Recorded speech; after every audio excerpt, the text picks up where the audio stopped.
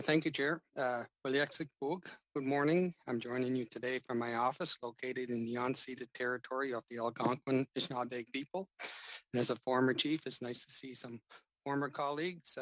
Thank you all for taking the time to join us today. And this question is for all three witnesses. It is my understanding that over the years, DFO negotiators told First Nations that past interim agreements, including RRAs, were without prejudice, meaning signing on to them would not define how their rights would be practiced and limited. However, just a few weeks ago, Jean-Guy Fergeron, Senior Assistant Deputy Minister, told this committee that these interim agreements have helped to advance the implementation of the treaty right. In your experience since Marshall in 1999, has the Department of Fisheries and Oceans made false or misleading representations to First Nations regarding the impact of the interim agreements on the implementation of their treaty rights? And if so, could you provide some examples? You want to start, Janice? I'll take a start at that. I'm going to jump back to the Marshall Agreements, the Marshall Initiative Agreements, and that's where the communal commercial fisheries came. So when the negotiations happened with that, and the community signed the Marshall Initiative Agreements, the discussion was that it was without prejudice. And so that is one example. And later on, you fast forward, 10 years, 15 years, we hear at the table, well, it all counts.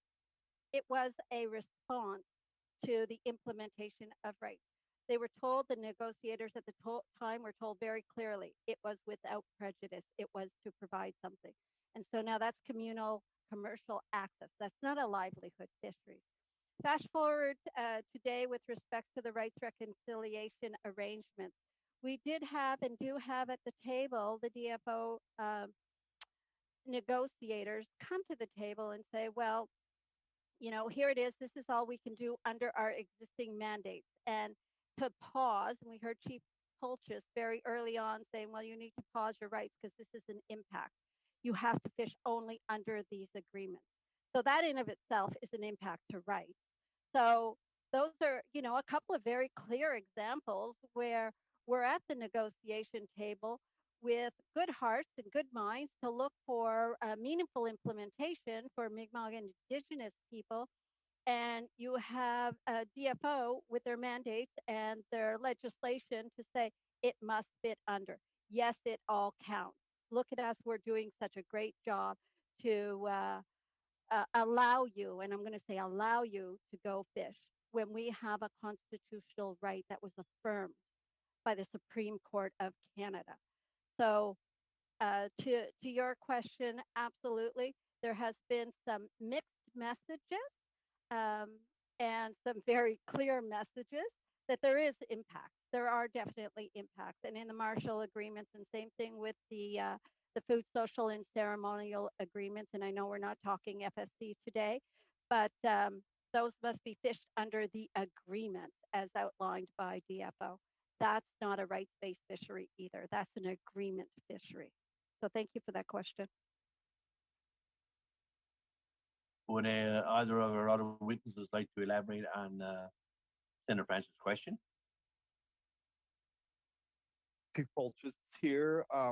Certainly, thank you for the question, Senator. We did not sign any agreements, and under DFO rules, it requires us to, when we required to fish, it was all under DFO rules, and we were limited as we are today. And as Ms. Maloney stated back in 1999, and here we are, 2021, having this conversation. And we want to govern ourselves. We want to be able to, control how we, of course, participate in fisheries, because of course, we want to be able to make sure that it's a fair process, because it's one thing for us to deal with at a chief level, but then we've got to then filter it down within our community members for expectations, for ceremonial purposes, for livelihood. So, and that's a challenge all on its own. So, we experience our own challenges within our own nations, within our own communities, and of course, with our respective citizens of our territories. Lewin. Thank you, Senator Pochich. Senator, sorry, then. Calling you a senator.